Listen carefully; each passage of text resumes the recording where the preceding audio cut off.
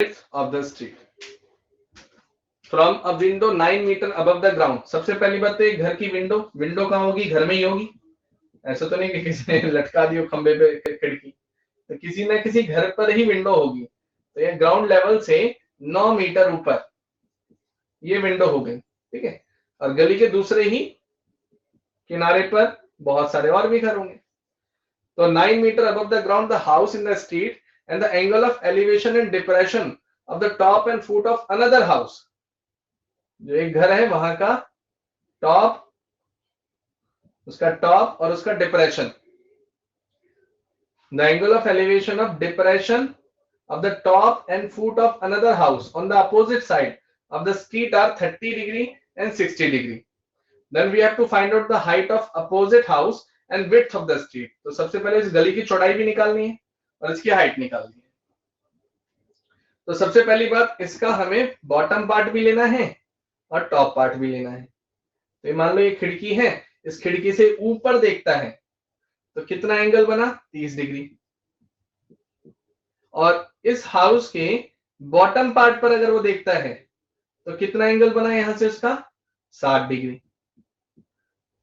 ये बना ना। तो इसे हम ए बी सी डी और ई ये पार्ट लेंगे। तो ये डायग्राम मेरे पास निकल के आया। ऑल्टरनेट इंटीरियर एंगल से ये वाला एंगल भी 60 डिग्री होगा। अब सारा पार्ट हम निकाल सकते हैं। ये 9 मीटर तो ये 9 metre.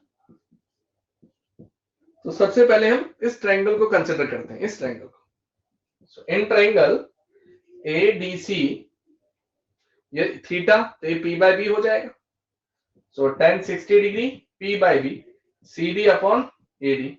So tan 60 degree is √3, C D की value 9 upon A D. So A D की वैल्यू मेरे पास आ गई, गली की जो चौड़ाई थी वो कितनी है, 9 अपॉन √3। तो गली की चौड़ाई 9 अपॉन √3 और इरेशनल नंबर को हम डिनोमिनेटर में एक्सेप्ट नहीं करते तो रैशनलाइज कर देंगे। तो रहेगा 9 √3 अपॉन 3, तो 3 3 जा 9, आंसर कितना आएगा 3 √3। तो ये पार्ट आ गया मेरे पास एडी 3 √3, जितना ये उतना ही ये पार्ट रहेगा 3 √3। अब जैसे मुझे ये पता लगेगा 9 मीटर तो मुझे इतना पता ही है, ये और पता लग जाए बस, बी निकलते ही इस घर की ऊंचाई हम बता पाएंगे। तो यहाँ 3 √3 आ गया बेस। तो अब हम कौन सा ऑपरेशन करेंगे, इस ट्रायंगल पर ऑपरेशन करेंगे। इन ट्रायंगल बीसीई, थीटा ये है, पी ये होगा, बी ये होगा।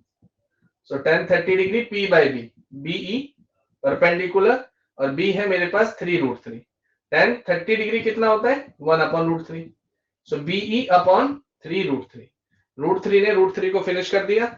बीई की वैल्यू कितनी आ गई मेरे पास 3 मीटर। अब देखना बीई 3 मीटर और ये कितना है 9 मीटर। 9 + 3, उस घर की ऊंचाई कितनी आ गई 12 मीटर। हाउस की जो हाइट है वो आ गई 12 मीटर, यही आंसर है। गली की चौड़ाई कितनी है 3 √3 मीटर। तो स्टेटमेंट बना देंगे ना। तो ये सबसे बढ़िया क्वेश्चन देखो इस तरीके से बनाया उन्होंने। ऐसे क्वेश्चन आएंगे बोर्ड में। तो यही लेवल है, ये लेवल हमें मेंटेन करना है। बाकी आज तो इतने ही क्वेश्चन हो पाए, लौटेंगे कुछ और नए क्वेश्चन के साथ। और यही हमें करना है, पूरे साल करने हैं अभी हम। एनसीईआरटी लेवल तो जस्ट सीखने के लिए होता है, लाइक एबीसीडी जो अल्फाबेट हम सीखते हैं तो उनसे वर्ड बनाना सीखते हैं। तो एनसीईआरटी जो हम कर रहे हैं वो तो बस 0 लेवल है, वहां से तो हमें पता लगता है कि हाँ ऐसे ऐसे प्रॉब्लम आएंगी। लेकिन जो मेन बोर्ड आता है वो इन तरीके से आता है, इन क्वेश्चन से बनता है। तो कोई भी क्वेश्चन हमारा छूटेगा नहीं, सब कुछ जो भी हम करेंगे वहीं से आएगा। बस आप एनसीईआरटी को ग्रिप बना के चलते रहना। एनसीईआरटी का मतलब ये नहीं है कि उसकी इज्जत ही ना करो कि करनी ही नहीं प्रैक्टिस, यहाँ से वहां से तो बेस बनता है। कई बार एग्जाम्पल डाल दिए जाते हैं एनसीईआरटी के, तो एनसीईआरटी के एग्जाम्पल को ज्यादा प्रायोरिटी देनी है, प्लस में जो मैंने इंपॉर्टेंट क्वेश्चन बताए उनको ज्यादा प्रायोरिटी देनी है। क्योंकि देखा ना यहाँ मैंने बुकलेट में भी तो अपने एनसीईआरटी के 4 से 5 क्वेश्चन डाले हुए हैं, जो मैंने वहां पे इंपॉर्टेंट बताए हैं वो क्वेश्चन भी आते हैं बोर्ड में। तो एनसीईआरटी को लाइटली मत लेना। हाँ, लेकिन ये कि एनसीईआरटी से ऊपर चलना पड़ता है। अगर if you want to score more than 95% और 98%, तो हमें बाहर से बहुत कुछ करना पड़ता है।